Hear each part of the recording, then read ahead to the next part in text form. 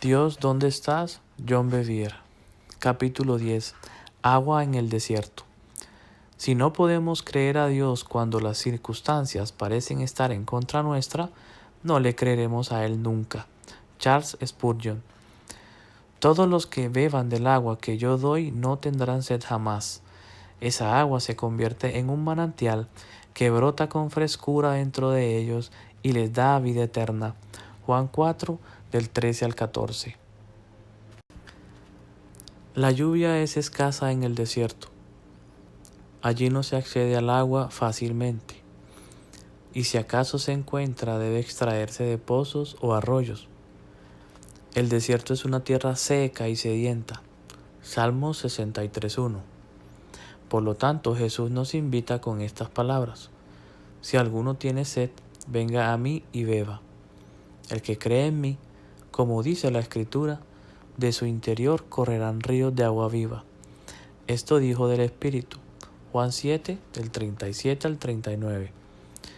Recuerdo varias ocasiones en temporadas secas cuando intentaba orar y me resultaba difícil obtener un sorbo refrescante de agua viva. Una de esas veces, mientras buscaba al Señor, llevé mi carpa a un parque estatal para pasar allí la noche y la mañana siguiente. Aquella noche oré, después leí y entonces comencé a cantar cantos de alabanza.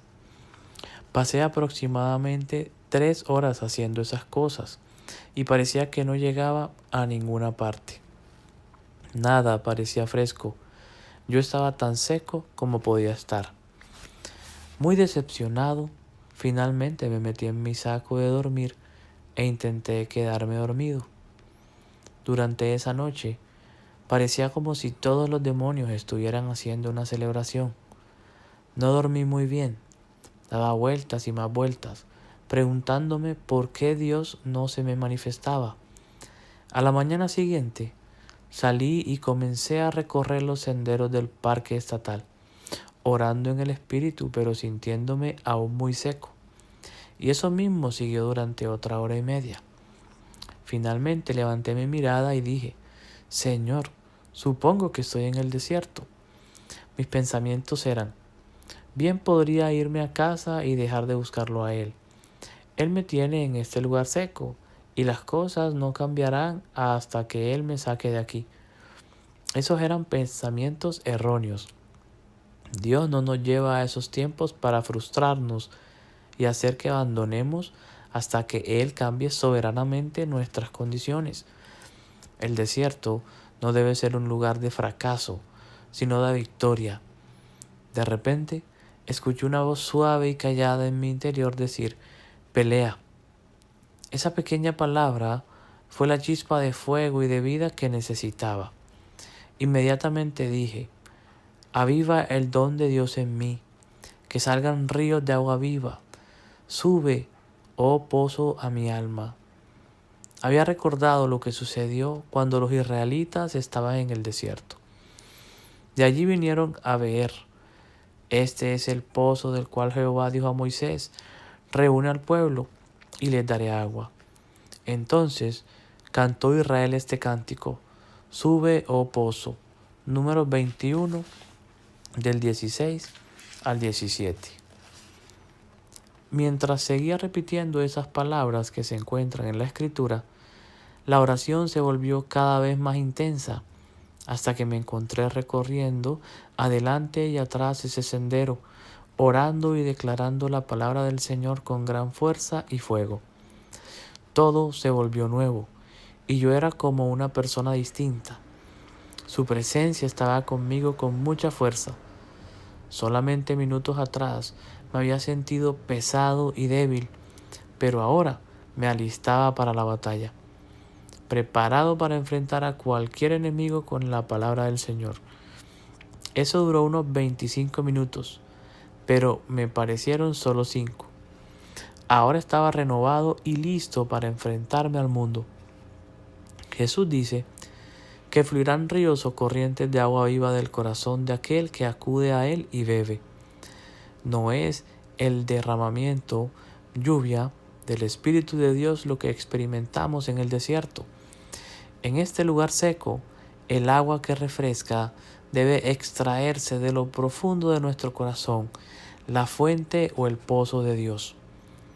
Notemos que Jesús destaca, ver Juan 7:39, que la fuente del pozo del que Él habla es el Espíritu del Señor, y que ríos, en plural, no un río en singular, fluirán del corazón de un creyente. ¿Cómo fluye el Espíritu del Señor como ríos de nuestro corazón? El profeta Isaías explica la naturaleza de las obras del Espíritu. Y el Espíritu del Señor reposará sobre él, el Espíritu de sabiduría y de entendimiento, el Espíritu de consejo y de poder, el Espíritu de conocimiento y de temor del Señor. Isaías 11:2. Al Espíritu Santo se le llama el Espíritu de sabiduría, el Espíritu de entendimiento, el Espíritu de consejo, el Espíritu de poder, el Espíritu de conocimiento y el Espíritu del temor del Señor. Como Jesús dice que el Espíritu será como ríos, eso significa que hay un río de sabiduría, un río de entendimiento, un río de consejo, un río de poder, un río de conocimiento y un río de temor del Señor. No es extraño que mi corazón se prendiera en aquel sendero cerca de mi campamento. Aquí tenemos algunas otras verdades de apoyo. Proverbios 18:4 dice: aguas profundas son las palabras de la boca del hombre, y arroyo que rebosa la fuente de la sabiduría. Proverbios 16:22 dice: manantial de vida es el entendimiento al que lo posee. Proverbios 25 dice: como aguas profundas es el consejo en el corazón del hombre, mas el hombre entendido lo alcanzará. Estos pozos se encuentran en el corazón del creyente, porque es ahí donde habita el Espíritu. Sin embargo, solo la persona que entiende los caminos del Señor es quien sacará las aguas del pozo. La palabra clave es sacar. De nuevo, es importante recordar, las aguas refrescantes en el desierto no vienen de la lluvia del Espíritu, sino que hay que sacarlas del corazón. Proverbios 10:11 dice: manantial de vida es la boca del justo. Proverbios 15:23 dice: el hombre se alegra con la respuesta de su boca. Si yo hubiera decidido irme de ese campamento diciendo, bien podría irme a casa y dejar de buscarlo a Él, Él me tiene en este lugar seco y las cosas no cambiarán hasta que Él me saque de aquí, me habría llevado conmigo mi pesadez. Pero como declaré lo que Dios puso en mi corazón, eso me dio lo necesario para sacar agua de los pozos profundos.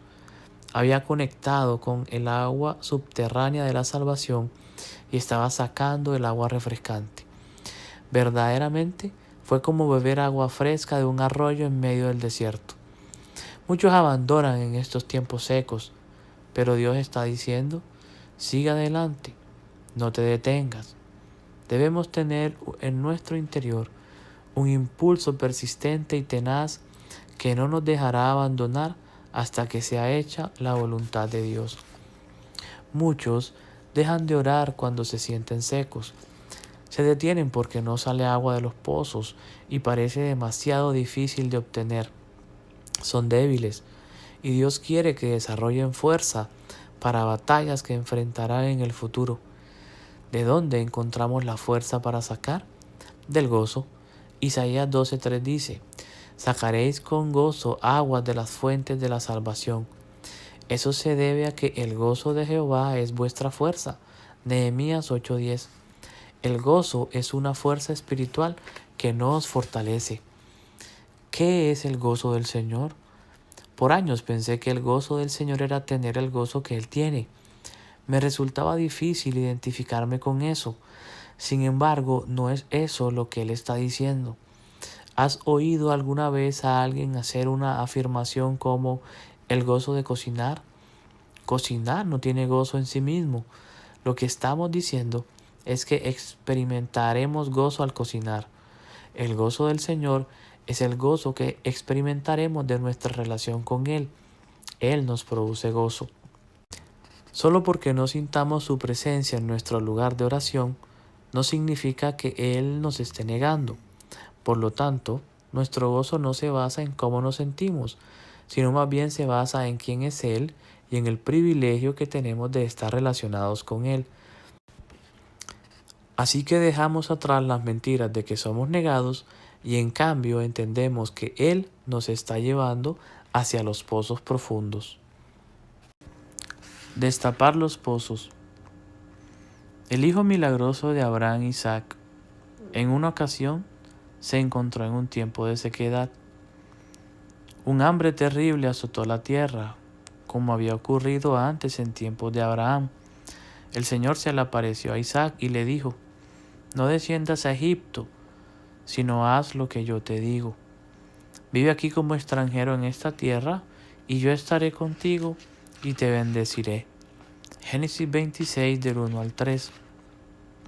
Dios le dice a Isaac específicamente que no vaya a Egipto donde está cómodo, sino que se quede donde Dios lo había puesto.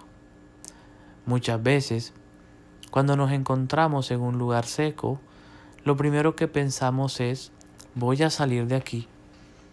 Si en un tiempo de oración matutina no estamos sintiendo la presencia de Dios, nuestra mente comenzará a divagar mientras pensamos en todas las cosas que tenemos que hacer durante el día.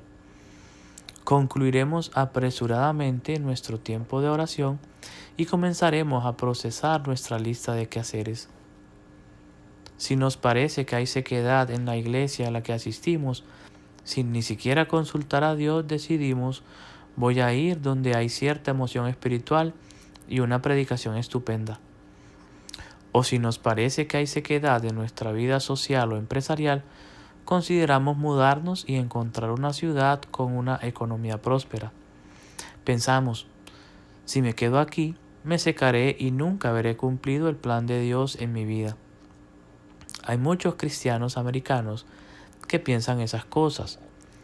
Van de una plataforma de redes sociales a otra, de actividad en actividad, de iglesia en iglesia, de ciudad en ciudad, intentando encontrar un lugar que no esté seco.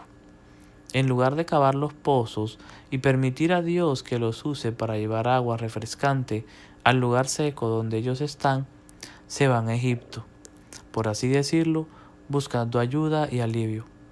Lo que no entienden es que en muchos de esos tiempos de sequedad, Dios quiere producir la visión que Él les ha dado. Sé que puede que no siempre sea el caso, porque hay veces en que Dios nos prepara para un nuevo lugar y permite que el viejo se seque. La clave es ser guiados por el Espíritu de Dios. Si Él no está diciendo nada, entonces quédate y pelea. Veamos lo que le sucede a Isaac como resultado de obedecer a Dios y quedarse en la tierra de la hambruna. Cuando Isaac sembró sus cultivos ese año, cosechó 100 veces más grano del que había plantado, porque el Señor lo bendijo. Se hizo muy rico y su riqueza siguió aumentando. Adquirió tantos rebaños de ovejas y de cabras, manadas de ganado y ciervos, que los filisteos comenzaron a tenerle envidia. Así que los filisteos taparon con tierra todos los pozos de Isaac. Eran los pozos que habían cavado los siervos de su padre Abraham. También reabrió los pozos que su padre Abraham había cavado, porque los filisteos los habían tapado después de su muerte, y les puso nuevamente los nombres que Abraham les había dado. Génesis 26 del 12 al 15 y el versículo 18. El agua que Isaac necesitaba para que sus cultivos crecieran, la obtuvo volviendo a cavar los pozos de su padre, los que habían sido tapados por los filisteos. Igual que Isaac, el agua que necesitamos tan desesperadamente para que el crecimiento de la simiente incorruptible de Dios madure en nuestros corazones, tenemos que sacarla con frecuencia de pozos tapados. Los filisteos eran del mundo y su sistema. A menudo, cuando nos acercamos demasiado al sistema de este mundo, sin saberlo nosotros, nuestros pozos son tapados. Es fundamental que destapemos nuestros pozos para así recibir el riego necesario de nuestras almas. Yo creo que la invasión de valores culturales en el cuerpo de Cristo actualmente ha tapado muchos pozos. Se ha convertido la iglesia, que ha de ser una fuente de agua que fluye, en un lugar seco porque ha permitido que el enemigo la seduzca y que tape los pozos. La pregunta que deberíamos plantear es si Dios puede restaurar a su iglesia con agua fresca. La respuesta es claro que sí. Esta es la imagen revelada de modo tan hermoso por Isaías. El Señor los guiará continuamente, les dará agua cuando tengan sed y restaurará sus fuerzas. Serán como un huerto bien regado, como un manantial que nunca se seca. Algunos de ustedes reconstruirán las ruinas desoladas de sus ciudades. Entonces serán conocidos como reconstructores de muros y restauradores de casas. Isaías 58, del 11 al 12. Igual que Isaac no buscó su propio camino o placer yendo a la tierra de la facilidad, así también nosotros, al no hacer las cosas a nuestra manera, buscando nuestro propio placer o viviendo según nuestras propias palabras en lugar de honrar a Dios, seremos como un huerto bien regado y como un manantial que nunca se seca. Si hacemos las cosas a la manera de Dios, Él llevará por medio de nosotros su agua viva a personas secas y sedientas. Dios nos está dirigiendo a volver a cavar cualquier pozo que el mundo haya tapado. De nuevo, esto requiere persistencia y quizá tome más de unas pocas horas, días, semanas, meses o incluso años. Pérdida de pasión. Creo que he dejado claro en este libro que el desierto es una metáfora de un abanico inmenso de circunstancias. El denominador común es que nos encontramos en situaciones experimentando algún tipo de privación o sequedad. A menudo, una señal de un desierto es el declive o la desaparición total de nuestro entusiasmo y pasión por nuestro llamado o incluso por nuestra relación con Dios. Voy a repasar brevemente mi segunda experiencia significativa en el desierto mientras trabajaba como pastor de jóvenes. Los primeros 9 meses en la iglesia en Florida fueron fantásticos. El ministerio se estaba ampliando y el grupo crecía. Yo estaba emocionado y lleno de energía y pasión. Pero entonces, aparentemente de la nada, se desenchufó el cable y toda mi pasión e ímpetu se agotaron. Pasaba más tiempo en oración que nunca antes, y aún así parecía que no llegaba a ninguna parte. No solo eso, la visión que tenía para el grupo de jóvenes parecía estar desvaneciéndose. El vino viejo estaba siendo sacado. Mientras más oraba, más disminuía la visión. Nada había cambiado exteriormente, pero interiormente algo estaba cambiando. Además de todo eso, en medio de la situación pasamos por pruebas externas como nunca antes habíamos experimentado. La mayor prueba, mi supervisor directo estaba construyendo un caso para que me despidieran. Su hijo estaba en nuestro grupo y se acercó a mi esposa una noche después del servicio de jóvenes y dijo: «Señora Lisa, ¿cómo puedo vivir la vida que John predica cuando mis padres están haciendo esto en casa?» No hay necesidad de mencionar su conducta concreta, aparte de decir que no era buena. Ella quedó asombrada y le aconsejó sabiamente: «Mantente fiel a la palabra de Dios y deja en manos de Dios el cuidado de tus padres». Desde ese día en adelante, mi jefe se propuso destruir mi reputación y librarse de mí. Lanzó un ataque sutil, pero a gran escala. Interpuso exitosamente una brecha entre nuestro pastor principal y yo, y pasé 16 semanas sin tener ninguna comunicación ni reunión con mi pastor. Tras meses de las tramas de ese hombre, el pastor principal tomó la decisión de despedirme. Anunció en un servicio del domingo en la mañana que habría cambios significativos en el grupo de jóvenes. Los 2 hermanos del pastor me dijeron que yo sería despedido el lunes. Dios se movió milagrosamente y nuestro pastor principal cambió de opinión. Dios le habló de alguna manera entre ese anuncio el domingo en la mañana y nuestra reunión programada para la mañana del lunes. Cuando nos reunimos, me dijo: John, Dios te envió a nosotros y no te irás hasta que Él diga que es el momento de que te vayas. 6 meses después de aquello, salió a la luz la conducta de mi jefe y fue instantáneamente sacado del equipo de la iglesia. Él estaba involucrado en algo mucho más grave de lo que la mayoría de nosotros habíamos imaginado. Durante esa temporada, yo no solo estaba atravesando esta y otras batallas externas, sino también muchas batallas internas que nunca antes había enfrentado. De nuevo, me preguntaba si había algo malo en mí, así que comencé a confesar todo pecado que podía recordar y que podría haber cometido, pero no había alivio alguno de los ataques o de mi sequedad. Un día, en medio de intentar saber exactamente qué pecado era el que había cometido, el Señor me dijo: no estás en este desierto porque hayas pecado, te estoy preparando para el cambio que va a llegar. Ese era el vino nuevo que describí en el capítulo 5. Tras haber pasado casi un año atravesando este desierto, el Señor puso en mí el deseo de hacer un ayuno de alimentos. Después de varios días de ayuno, salió de mis labios una oración que mis oídos escucharon después de que mi boca la pronunció. El clamor de mi corazón había rodeado mi mente y clamé con pasión: Señor, no importa si estoy en medio del desierto donde no hay nadie o si estoy predicando a millones, haré lo mismo en ambos lugares, seguiré tu corazón. De repente, sonaron campanas en mi interior y vi lo que Él estaba haciendo. Dios, eso es exactamente lo que tú has estado haciendo en mí, dije. Me has llevado al lugar donde te veo como mi herencia y mi primer amor, no como el ministerio o alguna otra cosa. Así que cuando llegue el cambio, no haré un ídolo de él. No te dejaré como mi primer amor y amaré el ministerio en lugar de amarte a ti.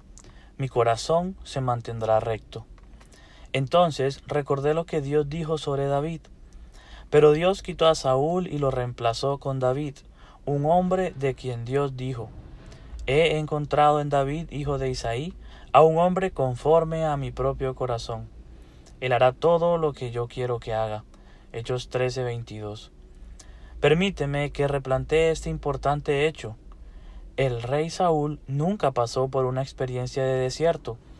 Parecía humilde al principio, ocultándose del profeta entre el bagaje cuando fue nombrado rey. Pero tras algunos éxitos, sus impurezas comenzaron a salir a la luz.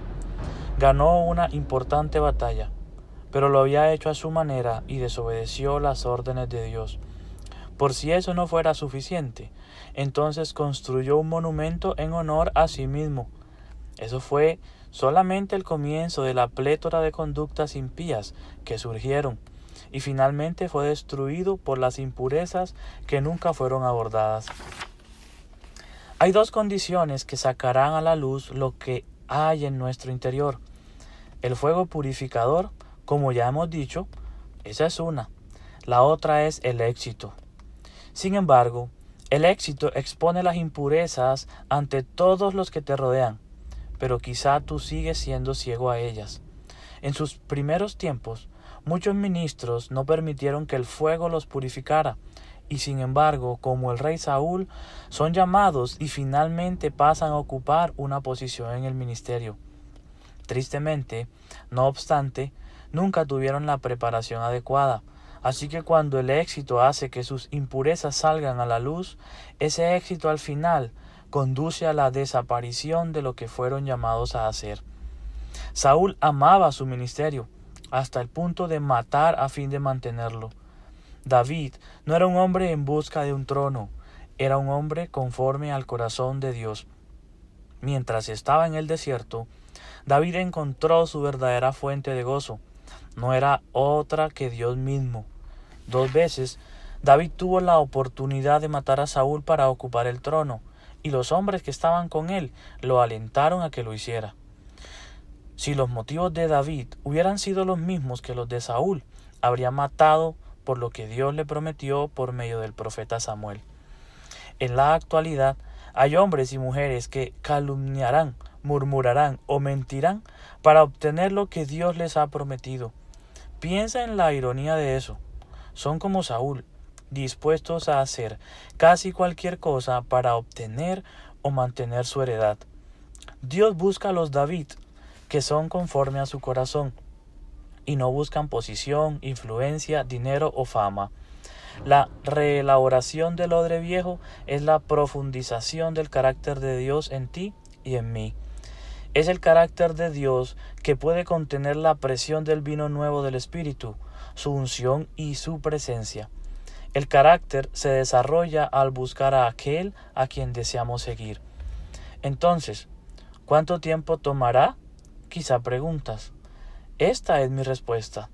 El tiempo requerido no debería importarte. Solo sigue cavando hasta que fluya el agua. Habrá muchas veces en que la respuesta no se encuentra en una sesión de oración. Tendrás que retomarlo en el siguiente tiempo de oración y quizá en muchos tiempos de oración después de ese. Cuando vivía en Dallas y trabajaba como asistente del pastor principal y su esposa, un querido amigo mío era pastor asistente en el equipo de la iglesia y yo solíamos orar juntos casi todas las mañanas. Entrábamos en esa sala a las 7 de la mañana y orábamos, y a menudo podíamos sentir la presencia de Dios y moverse su mano sobre nosotros. Pero había muchas veces en que llegaban las 8:30 de la mañana, cuando comenzaba el día de trabajo, y teníamos que salir hacia nuestras oficinas. Casi nos sentíamos frustrados, porque no veíamos absolutamente ningún avance, nada de aguas refrescantes. Los pozos no estaban abiertos todavía.